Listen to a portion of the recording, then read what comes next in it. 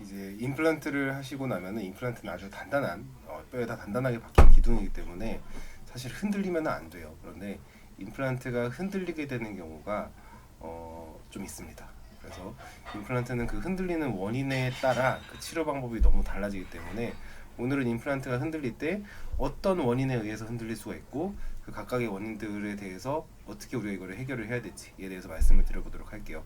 임플란트가 흔들리게 되는 원인은 크게 세 가지를 뽑을 수가 있는데 일단은 위에서부터 아래로 간단한 거에서부터 좀 이렇게 복잡한 걸로 설명을 드려보도록 하겠습니다. 우선 첫 번째, 임플란트를 임플란트의 기둥과 연결을 해주는 접착제가 있겠죠. 이 접착제가 녹아서 임플란트가 흔들리게 되는 경우가 있습니다. 이때는 접착제가 녹아서 임플란트가 꺼덕꺼덕하는 느낌이 나는 거기 때문에 임플란트의 머리 보철 부분을 제거를 한 다음에 이거는 그냥 쳐서 빼내면 돼요. 빼낸 다음에 안쪽을 잘 세척해서 다시 접착제로 붙이면 됩니다. 제일 간단한 경우죠. 그래서 임플란트가 흔들린다 라면은 이 경우가 제일 가장 좋은 케이스다 라고 보실 수가 있고요. 두 번째로, 자, 임플란트는 임플란트의 뿌리, 그 다음에 임플란트의 머리, 그리고 그 임플란트의 머리와 뿌리를 연결하는 임플란트 목, 이렇게 세 가지 파트로 구성이 되어 있는데 임플란트의 목과 임플란트의 뿌리는 또 조그만 나사로 서로 조여서 고정을 하게 돼요. 그런데 임플란트가 이제 계속 힘을 많이 받다 보니까 그 조여놓은 작은 나사들이 살살살살 시간이 지나면서 풀리게 됩니다. 그렇게 나사가 풀리게 되면은 이제 임플란트의 뿌리와 임플란트의 목 부분 사이의 결합이 약해져가지고 난간 흔들릴 수 있게 되겠죠. 이때는 흔들리는 거를 인지하고 빨리 오셔서 그 나사를 다시 조여주시면 해결이 돼요.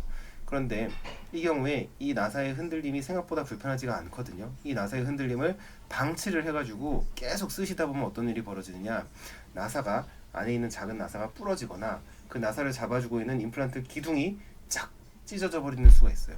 이렇게 돼버리면 일이 복잡해집니다. 심한 경우에는 임플란트의 뿌리를, 그러니까 임플란트의 뿌리를 제거해야 될 수도 있어요. 우린 이거를 임플란트 재수술이라고 말을 하거든요. 그러니까 간단히 나사를 조여서 해결할 수 있는 일을 괜히 임플란트를 다시 수술해야 되는 상황으로 바꿀 수가 있게 되는 거니까 뭔가 흔들리는 느낌이 난다 라고 하면 치과에 바로 찾아오셔야 되겠습니다. 그리고 마지막으로 임플란트의 뿌리, 치아의 뿌리 역할을 하는 임플란트의 뿌리, 우리는 이걸 픽스처라고 말을 하는데 이 픽스처가 뼈 속에 박혀 있어요.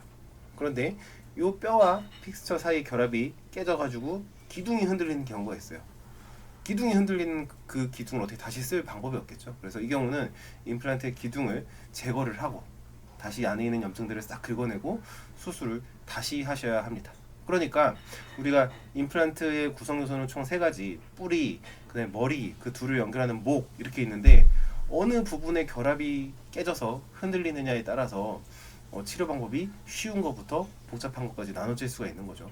근데 이거를 내가 판단할 수는 없잖아요. 따라서 임플란트가 흔들린다 라고 하면은 최대한 빨리 치과에 가보시는 게 치료를 좀 줄일 수 있는 방법이시고, 또 한 가지, 보통 머리에 접착제가 녹아서 꺼덕꺼덕 거리거나 아니면 나사가 풀려서 흔들릴 때는 아프지가 않아요. 아프지가 않으니까 계속 쓰십니다. 그런데 임플란트의 기둥이 흔들린다라는 말은 뼈에 염증이 생겼다라는 말이기도 하거든요. 그래서 그때는 식사를 하시면 조금 통증이 와요. 그래서 보통은 꼭 그런 건 아닌데 안 아프면은 큰일이 아니고요. 아프면은 조금 큰일이에요. 그런데 안 아프니까 계속 안 아프니까 계속 쓰시다 보면 아까 말씀드린 것처럼 작은 일을 큰일로 바꿀 수가 있습니다. 그러니까 다시 한번 임플란트가 흔들린다 라고 느껴지신다면은 가능한 빨리 치과에 가셔서 치료를 받으시기를 꼭 부탁드립니다.